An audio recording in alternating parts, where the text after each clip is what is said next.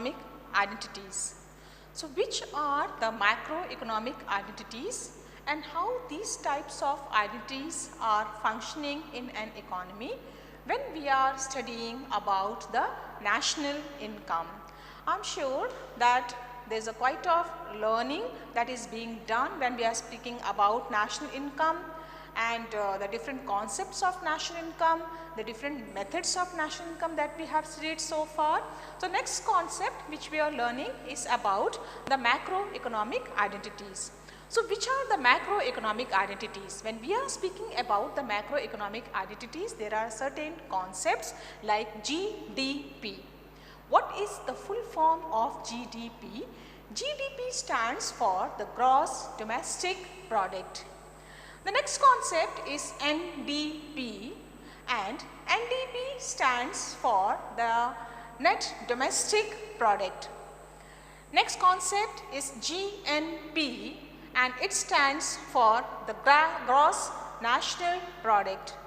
The fourth concept is NNP, which stands for the net national product. The fifth concept is PI, which means personal income, and the sixth concept is PDI, which stands for the personal disposable income. So these are some 6 identities are there which are called as the macroeconomic identities. So to start with, the first concept that is called as the GDP, and it is also known as the gross domestic product. GDP at market price. What is the meaning of GDP? GDP is nothing but the gross domestic product. So what is the total output, domestic product? What is the output which is produced within the country, within the nation? When we are speaking about how much is the output that is being produced is called as the gross domestic product.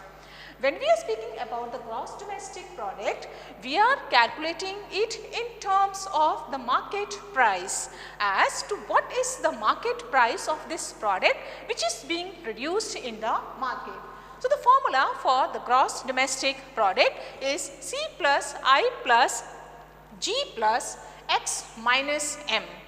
So consumption, C stands for the consumption, I stands for the investment, G stands for the government expenditure plus X minus M.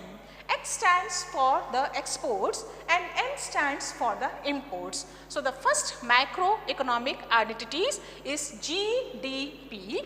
GDP stands for the gross domestic product at the market price. At market price, what is the total output which is being produced, and the formula to measure the gross domestic product is C plus I plus G plus X minus M. Consumption expenditure plus investment expenditure plus government expenditure plus exports minus import. What is the total volume of export that the country has done? X stands for the export and M stands for the import, the total volume of imports that the nation has done. That is called as the first concept, which is called as the gross domestic product. The next concept that we have to study under the macroeconomic identities is net domestic product, or it is also called as NDP at market price. So what is the meaning of this net domestic product and how are we calculating this net domestic product?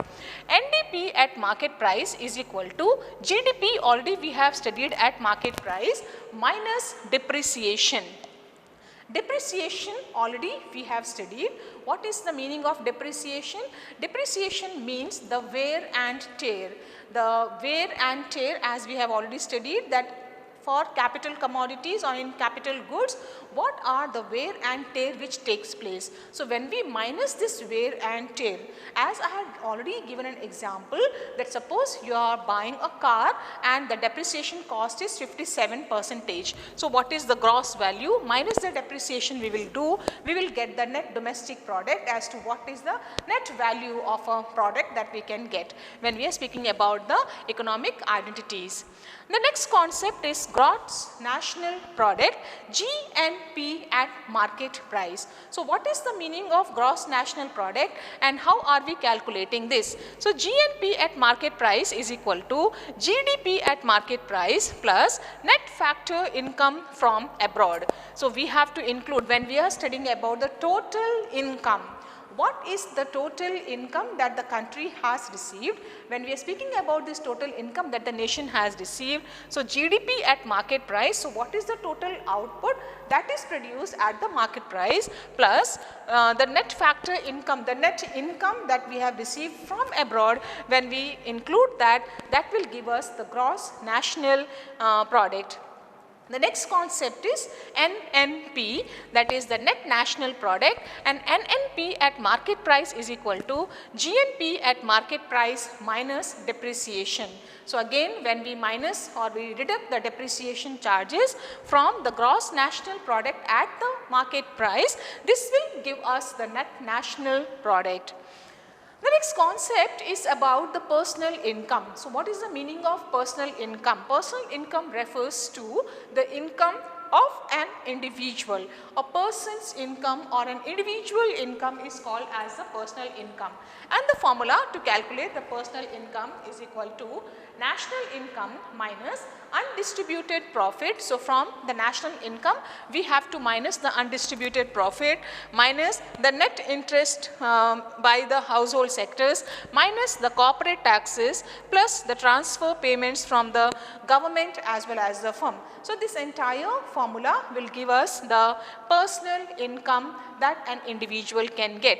That means from the entire income, nation's income, national income, minus the profits, minus the net interest by the households, minus the corporate tax, plus the transfer payments from the government as well as the firm will give us the personal income.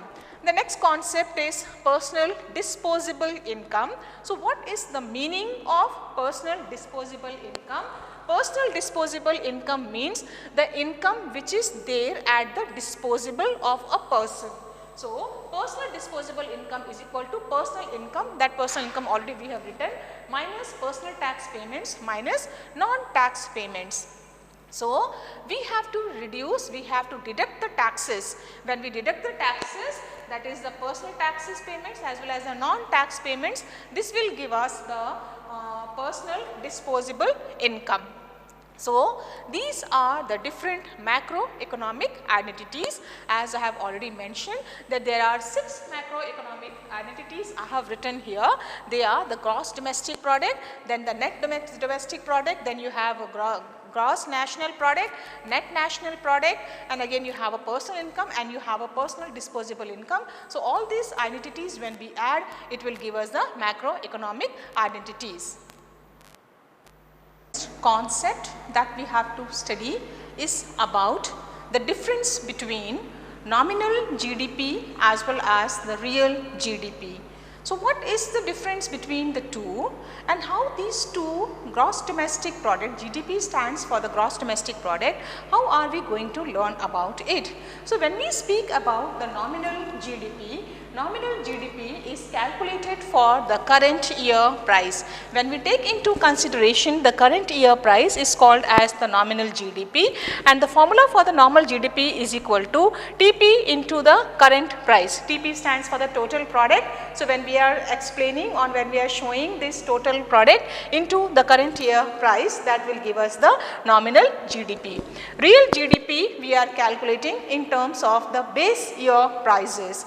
When we are taking into consideration the base year price, not the current year prices, that is called as the real GDP. So that is a major difference that we have to keep it in mind when we are speaking about the difference between the nominal GDP as well as the real GDP. So real GDP we are showing in terms of base year, and the nominal GDP we are showing in terms of the current year, and the formula for the nominal GDP, that means the nominal gross domestic product, is equal to total product into the current year prices. When we are expressing it in terms of the current year prices, that will give us the nominal GDP.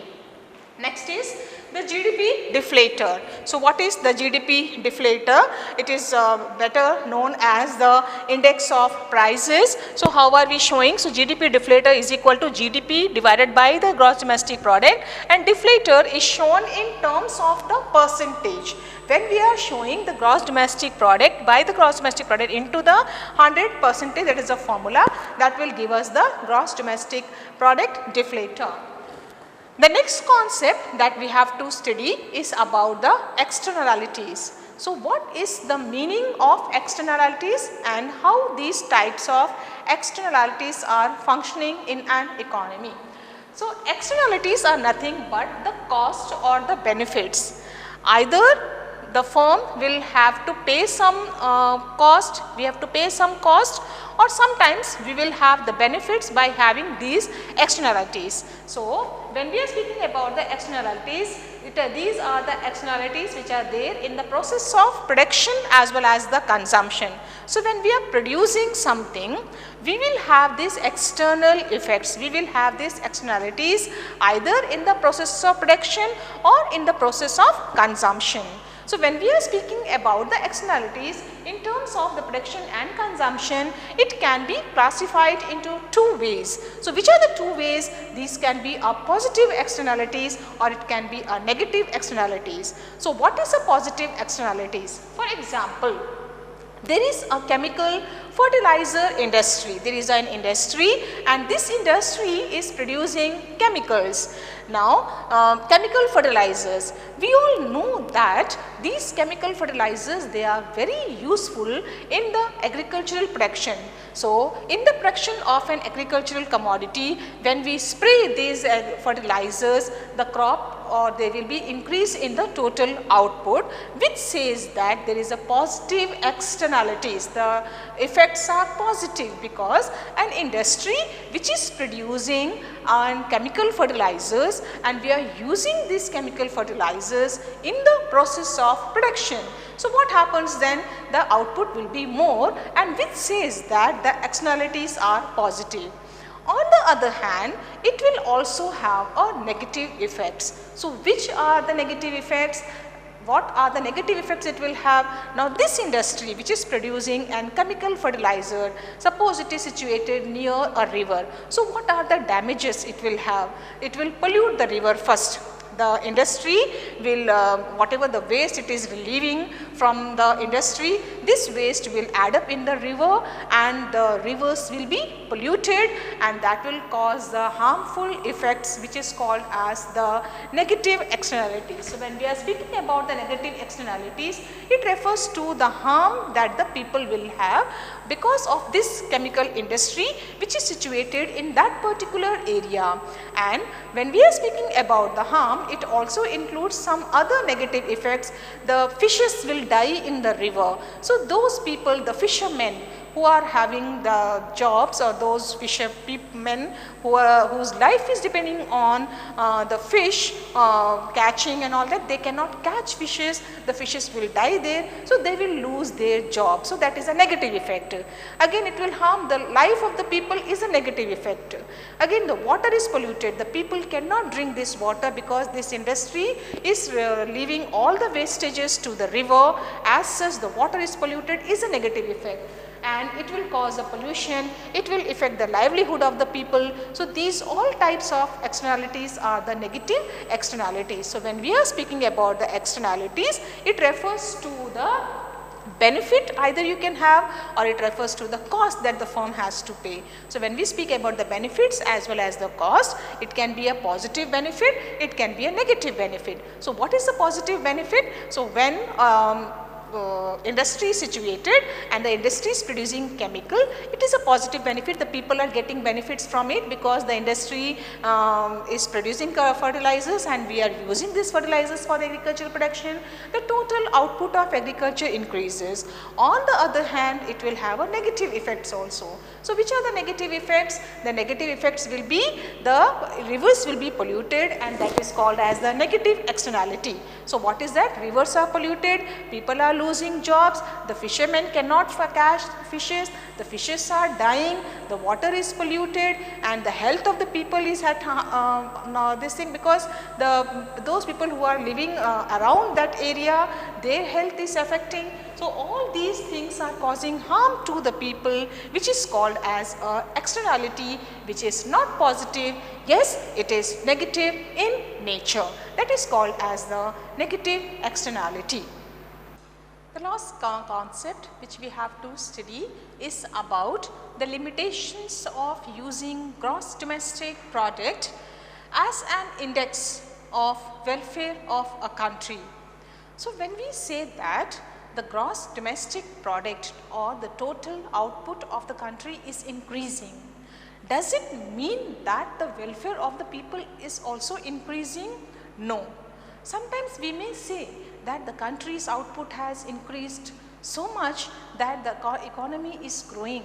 So even though when we say that the economy is growing or a country is growing, but whether the welfare of people is growing, we have to take into consideration. So the first topic it says about the distribution of gross domestic product. What is gross domestic product? We all have studied that the gross domestic product stands for the GDP, means the gross domestic product, which means that the total output which is being produced in a country. So what is the total output that is being produced in a country is called as the gross domestic product. So when we speak about the gross domestic product, it says that a particular economy, if the output of an economy has increased, if the gross domestic product of the country has increased, whether the welfare of the people have increased, we have to find out that. Whether the people are having a happy life, whether the welfare of a people who are living there are happily living, that we have to take into consideration. So what happens when we speak about the country's gross domestic product has increased? Even though the output has increased, even though the production has increased, but then the welfare of the people has not improved. Why it is not improved? Because the money is concentrated in few hands. Only few people are getting all the benefits. In our country, we all know that we have a sections of people. You have a rich people, you have a poor people, and we have a middle income class people. So those who are rich, they are enjoying all the benefits and their welfare is the highest. But then there is a weaker sections of people, or the poor people who are there, they are not having any benefits, they are not even getting a one meal per day. So these people are deprived people and they are not having any benefits. So we cannot say that when the gross domestic product or when the total output of a country has increased, the country's welfare has also increased. We cannot say that. Because why we cannot say that the welfare has not increased? Because only few people are getting all the benefits, and those few people who are getting all the benefits, they are enjoying all the benefits and they are living a happy life. But there are some other people who are not having all these benefits and they are poor people, they are not getting these benefits and they remain poor. As such, their welfare has not improved or their welfare has not increased. The next concept which comes under the welfare is the non-monetary exchanges. In our economy, we will find that there are many people who are working. For example, we can take an example of housewives, they are working untiringly. We can take the example of NSS volunteers, they are working entirely, or the charity people, and a non-monetary system which is still there in our economy. Some places, in some backward areas, we will find that this barter economy or this barter system is still prevailing. So what happens? Because of this barter system, what is a barter system? The barter system is nothing but where we find that there is a exchange of commodities takes place. The goods are exchanged for the goods. So when this exchange of commodities takes place, when the goods are exchanged for the goods, then what happens? These commodities are not taken into consideration. It is not counted in the gross domestic product. We cannot say that the total output of a country has increased when we are speaking about these non-monetary or the barter economy. So, barter economy, the services of the housewives or the volunteers of NSS, all these people, whatever money which is being earned, whatever money which is being rotating in these barter systems and all that, it is an unaccounted money, and we cannot include this money in the calculation of the gross domestic product. And so, this is another limitations we can find as to the calculation of gross domestic product, and also welfare. We cannot say that the welfare of the country has actually improved when we are speaking about the gross domestic product. So, firstly was the distribution of the gross domestic product. It is not equally distributed. Some people are very rich, some people are very poor. So, poor people are deprived of all the benefits. And the second one is the non-monetary measures, which says that existence of the housewives, existence of the barter system, existence of the NSS people, charitable institutions, all these institutions, whatever money that is being there, it is not counted in the gross domestic product. We have to minus the money which is being there. The barter system, however it is functioning, we cannot include that money in the calculation of gross domestic product. It is unaccounted money. As such, we cannot find out as to the actual welfare, whether the economy is providing the welfare to the people or to the society.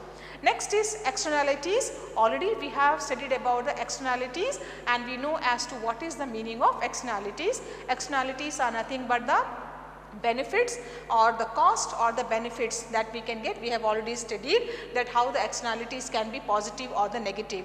So, suppose there is a beautiful garden in a neighbor's house. Suppose I stay here and I have my neighbor, and my neighbor has built a house and he has a very beautiful garden.